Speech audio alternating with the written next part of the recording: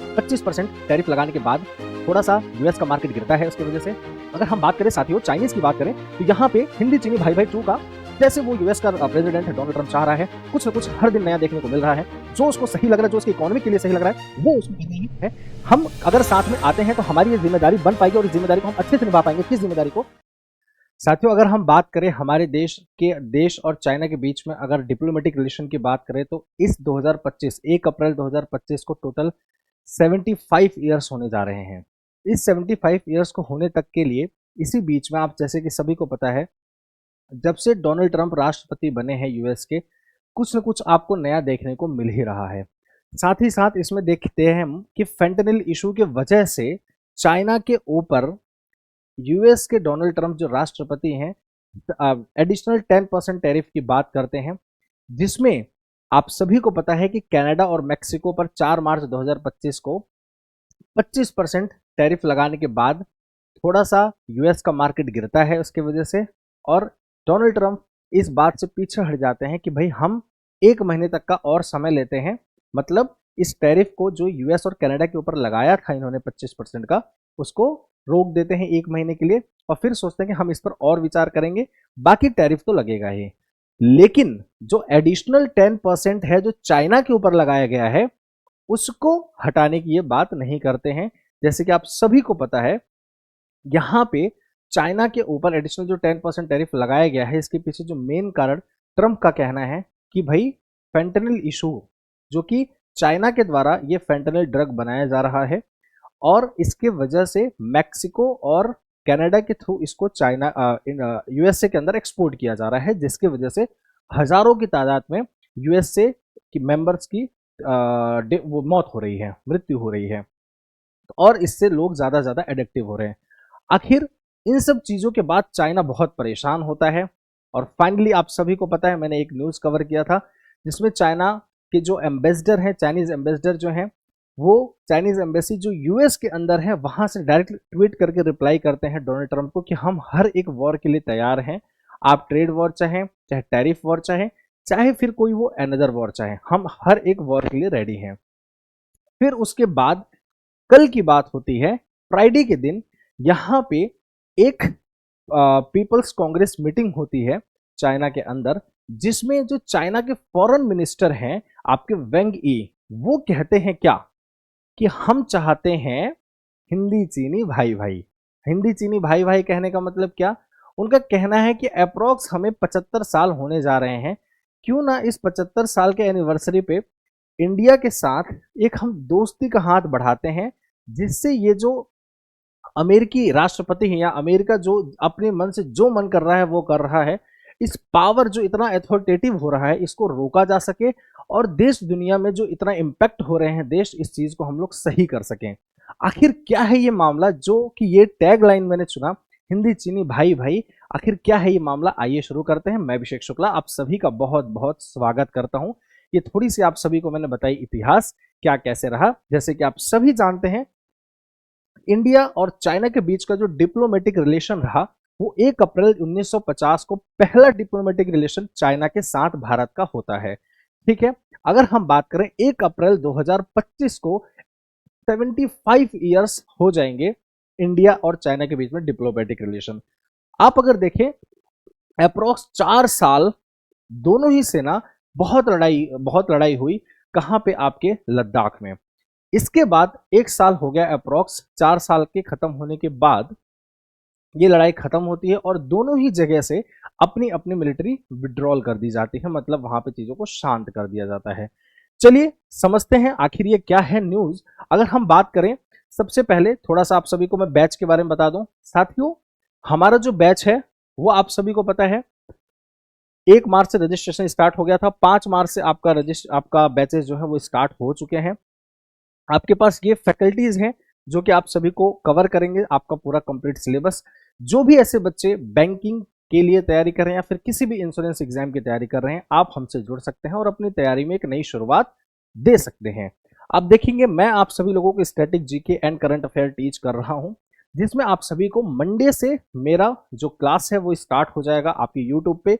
जिसमें हम अलग अलग प्रैक्टिस क्वेश्चंस कर रहे होंगे, चाहे वो पीवाईक्यू हुए, मॉक टेस्ट हुए, करंट अफेयर को, बैंकिंग अवेयरनेस को हुआ, स्टैटिक जीके हुआ, मिक्सअप क्वेश्चंस होंगे। बहुत ही ज्यादा बेनिफिशियल होने वाला है आप सभी के लिए। चलिए आते हैं अपने पॉइंट पर। अगर हम बात करें साथियों चाइनीज की बात करें, तो यहाँ पे हिंदी चीनी भाई भाई 2 का एक बात निकल के आती है। जैसे आप सभी को पता होगा 1962 में वॉर भी हुआ, और साथ ही साथ देखें तो dragon and elephant must dance together, ये इनकी तरफ से एक लाइन बोली जाती है। इसका मतलब क्या है साथियों, जैसे कि आप सभी को पता है ड्रैगन मीन्स किसको नोट किया जा रहा है यहाँ पे, चाइना को। और अगर हम बात करें एलिफेंट का मतलब, एलिफेंट किसको डिनोट करता है, हमारे देश इंडिया को। ये कहते हैं अब ये दोनों अगर एक साथ हो तो क्या डांस होगा।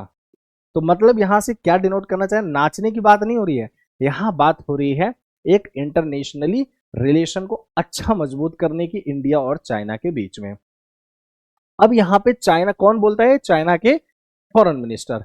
यहाँ पे अब कहीं ना कहीं अगर हम यहाँ पे समझने का प्रयास करें तो यहाँ पे एक साइनोप्सिस अगर आप सभी लोग पढ़ पा रहे होंगे, तो यहाँ पे बात कर रहे हैं कि इससे चाइना और इंडिया की जो रिलेशनशिप है वो काफी अच्छे से मजबूत होगा। और हम जो है ग्लोबल साउथ में जो इतना ज्यादा लोग अपना क्या बोलते हैं कि अपना पावर को दिखाने की कोशिश कर रहे हैं, जैसे कि आप सभी लोग देख सकते हैं अगर पूरे ग्लोबली साउथ में जो है, साउथ एरिया में आपका वेस्ट साउथ के एरिया में देखेंगे तो आप सभी को यूएसए का मैप देखने को मिलता है, जो कि पूरे दुनिया को इस समय हिला के रखा हुआ है कि जैसे आप जैसे वो चाहेगा उस तरीके से पूरी दुनिया को अपनी रिस्पॉन्सेज दे रहा है। जैसे वो यूएस का प्रेसिडेंट डोनाल्ड ट्रंप चाह रहा है, कुछ न कुछ हर दिन नया देखने को मिल रहा है। जो उसको सही लग रहा है, जो उसके इकोनॉमी के लिए सही लग रहा है वो उसको कर रहा है। उसको फ्यूचर की बिल्कुल नहीं सोच रहा है क्या होगा क्या नहीं होगा, आज जो है उसको हम सही कर लेते हैं, बस उसी चीज पे वो कर रहा है।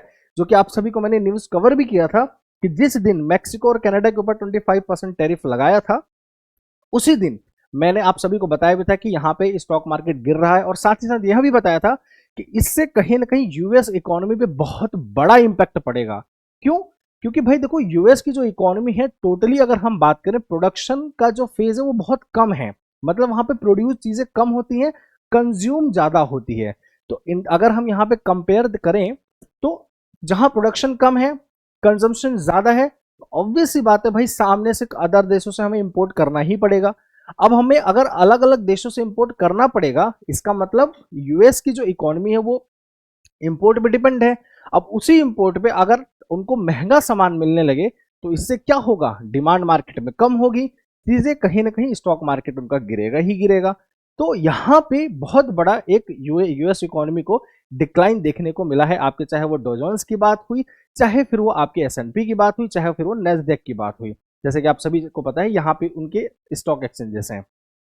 चलिए आते हैं अपने पॉइंट पर। तो यहाँ पे हम देख सकते हैं कि यहाँ पे ये बात करते हैं 75th एनिवर्सरी पे, ये इस बात को बोलते हैं कि हम अगर इस साथ में आए तो कितना अच्छा होगा हमारे लिए। अब यहाँ पे एक चीज और इनका कहना है क्या, China has always believe that being mutually supportive partners and achieving the dragon and elephant only the current choice for the both sides.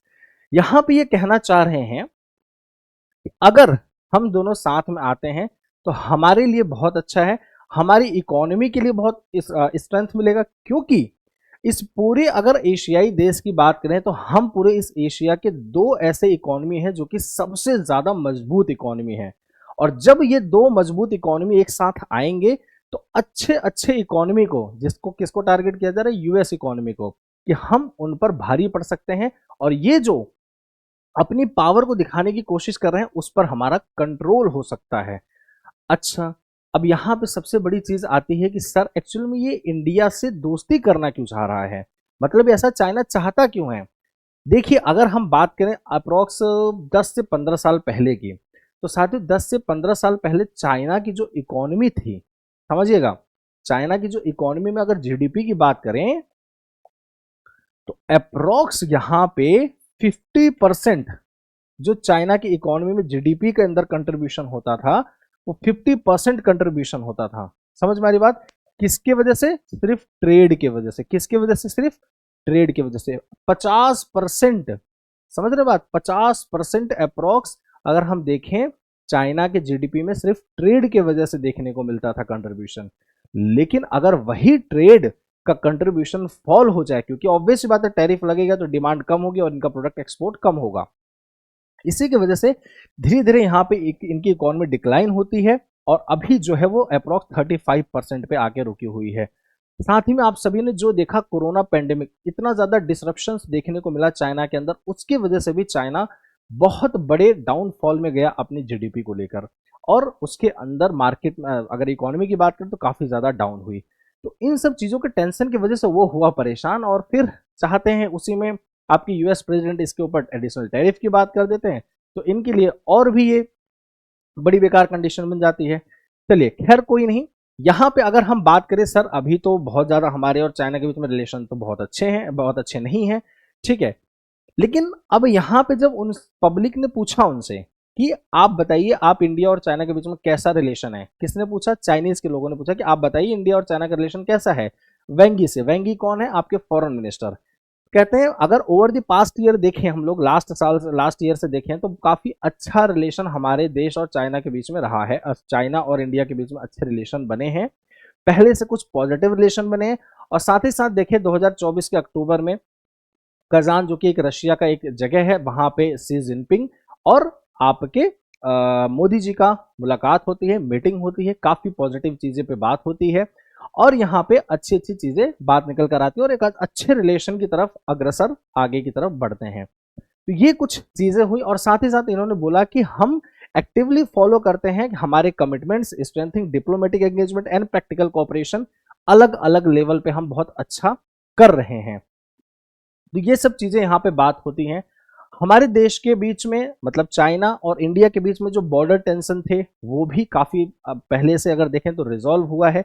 जैसे आप सभी को मैंने बताया कि जो आपका कहा गया देपसिंग एंड डेमचौक, जो लद्दाख में एक जगह है, वहां पे कहीं ना कहीं 4 ईयर के कंटिन्यू लड़ाई के बाद वहां से इंडियन मिलिट्री एंड आपके चाइनीज मिलिट्री को विड्रॉल कर लिया गया, जिसके वजह से वहां पे शांतिपूर्वक चीजों को बनाने का लक्ष्य रखा गया।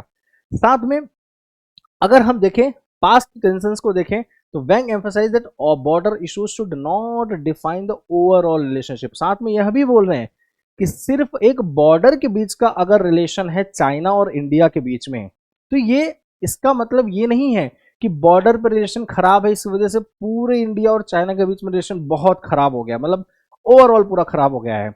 देखें अगर तो इस साल आपका कैलाश मानसरोवर की जो यात्रा है वह भी शुरू कर दी गई है, इनके बीच में एग्रीमेंट होता है वो भी शुरू कर दी जाएगी। तो कहीं ना कहीं रिलेशन काफी अच्छा धीरे धीरे हो रहा है, ऐसा इनका कहना है। और साथ में अब हमारे देश के फॉरेन मिनिस्टर जो आपके एस जयशंकर है, उनका क्या कहना है सर इस पे? उनका भी एक पॉजिटिव रिप्लाई यही आता है कि हम इस पर विचार करते हैं। और बाकी अगर हम देखें तो हमारा ये बात सच है कि पहले से कंपैरिजन में चाइना के साथ हमारे कुछ पॉजिटिव रिलेशन हो रहे हैं, चीजें सुधर रही हैं, इंप्रूव हो रहे हैं। लेकिन अभी हम इस पर कुछ नहीं बोल सकते क्योंकि भाई चाइना है, ध्यान रखिएगा। अगर इस समय चाइना परेशान है, ये बात ध्यान रखिए, चाइना इस समय परेशान है यूएस से, इस वजह से ये एक्शंस लेना चाह रहा है। ठीक है, चाहता तो इसके पहले भी तो पूछ सकता था ये, नहीं। ठीक है, तो यहां पे अगर हम देखें तो हमें ब्लाइंडली कोई भी डिसीजन नहीं लेना चाहिए कि चाइना बोल रहा है, भाई चाइना इतनी बड़ी इकोनॉमी बोल रही है तो हम मान जाओ उस बात को, नहीं। हमें कोई भी चीज ब्लाइंडली डिसीजन नहीं लेना चाहिए, हमें इस पर सोचना चाहिए, विचार करना चाहिए। क्योंकि तब अभी भी आप देखेंगे तो इंडिया की तरफ से कोई ऑफिशियली रिप्लाई नहीं आया है इस चीज पे कि हाँ हम दोस्ती का हाथ आगे बढ़ाते हैं, जी नहीं। अभी हिंदी चीनी भाई भाई वाला अभी सीन नहीं हुआ है, बात रखी गई है कि होगा क्या ये पूछा जा रहा है। ठीक है, तो ऐसा कुछ अभी हुआ नहीं है, बट लेट्स सी क्या होता है इस पे। जैसे कि मैंने आप सभी को बताया, ये लोग अगर देखें तो पॉजिटिव डेवलपमेंट्स के ऊपर लास्ट कुछ ईयर से चीजें सही हो रही हैं, इनका ये कहना है।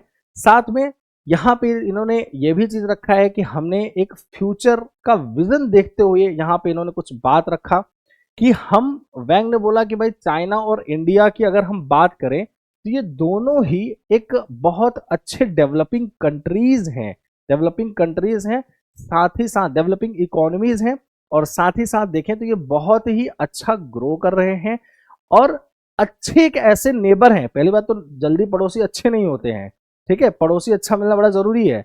और इनका कहना है कि हम एक बहुत अच्छे बड़ी इकोनॉमी के साथ बहुत अच्छे पड़ोसी भी हैं, तो हम अगर साथ में आए तो हम कहीं न कहीं अपने इस साथ के थ्रू हम जो साउथ ग्लोबल के लोग हैं उनके ऊपर कंट्रोल जमा सकते हैं, जो कि वो अनकंट्रोलेबल चीजें वो कर रहे हैं, चाहे वो टैरिफ लगाने की बात हुई, चाहे वो ट्रेड वॉर की बात हुई, किसी भी तरीके का।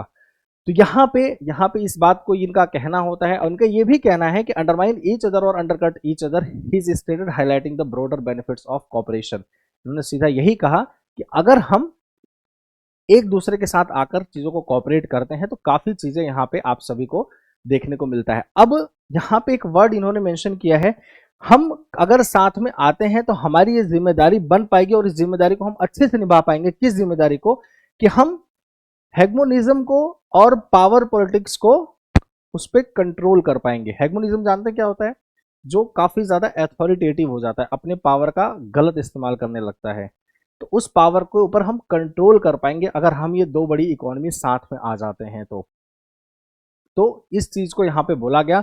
साथ में अगर हम देखें, कहना किस बात पे इनका कि भाई हमें अप्रोक्स 75 साल हो गए हैं इकोनॉमी को, तो उस पर अगर हम चाहें तो एक अच्छा रिलेशन बना सकते हैं और हम ये दो इकोनॉमी बनकर अपनी बात को आगे बढ़ाकर इन पर कंट्रोल कर सकते हैं। अब देखिए इस पर भारत का डिसीजन क्या होता है। जैसे आप सभी को पता है कि हमारे जो कॉमर्स मिनिस्टर पीयूष गोयल जी हैं वो 7 दिन के दौरे पे अमेरिका पे गए हुए हैं, बातचीत चल रही है, वहां पे क्लियर कह भी रहे हैं, लेकिन आप सभी को पता है बात अभी भी उनका यही कहना है कि हम इंडिया पे टैरिफ लगाएंगे, रेसिप्रोकल टैरिफ लगाएंगे। और यहाँ तक कि ल्यूटनिक जो है वहां के फॉरेन मिनिस्टर, आपके कॉमर्स मिनिस्टर, उन्होंने ये भी कह दिया है कि उन्होंने ये भी कहा है यहाँ पे साथ साथ कि भाई देखो, बल्कि इंडिया को टैरिफ जो है वो 0% कर देना चाहिए, क्योंकि इससे क्या हो रहा है, अमेरिका के जो प्रोडक्ट्स हैं वो बहुत नुकसान में, अमेरिका जो बहुत नुकसान में झेल रहा है। तो कहीं ना कहीं इंडिया तो खुद ही परेशान है इस चीज से। तभी तो पीयूष गोयल जी वहां गए हैं कि भाई किस तरीके से हम यहाँ पे बायलैटरल ट्रेड कर सकते हैं, ऐसा कि चीजों को एग्रीमेंट ऐसा करें जिससे कि आपको भी नुकसान ना हो, हमें भी नुकसान ना हो। ठीक है, यहाँ पे बात समझ में आ गई है, यहाँ तक क्लियर है सभी को। तो देखिए क्या आखिर होता है। यहाँ पे आपके डोनाल्ड ट्रम्प जी का ये भी कहते हैं कि हम इस पर टैरिफ लगाएंगे, 2 अप्रैल से लागू हो जाएंगे। और दूसरी चीज, रेसिप्रोकल टैरिफ करें 1 अप्रैल से लागू नहीं करेंगे। क्यों नहीं करेंगे? क्योंकि 1 अप्रैल को अप्रैल फूल होता है। कहीं लोगों को मजाक ना लगे, कह रहे ये तुम हमारा अप्रैल फूल तो नहीं बना रहे हैं, इस वजह से 1 अप्रैल ना करके 2 अप्रैल से लागू होंगे।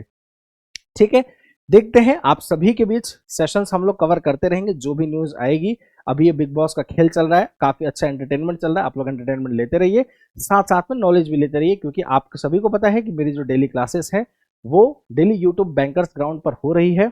आप सभी लोग जो भी नए हैं चैनल को सब्सक्राइब जरूर कर लीजिए, क्योंकि डेली करंट अफेयर की क्लास और साथ ही साथ जो भी बच्चे बैंकिंग इंश्योरेंस एग्जाम की तैयारी कर रहे हैं उनके लिए डेली जो current affair plus static G के मॉक टेस्ट, आपके करंट अफेयर्स, साथ ही साथ जनरल अवेयरनेस, इन सब की क्लासेस हो रही हैं। तो प्लीज आप सभी उन क्लासेस को लेना ना भूलें, डेली बेसिस पे जुड़े और डेली बेसिस पे क्लासेस लें। थैंक यू सो मच, आप सभी का बहुत बहुत धन्यवाद। जय हिंद।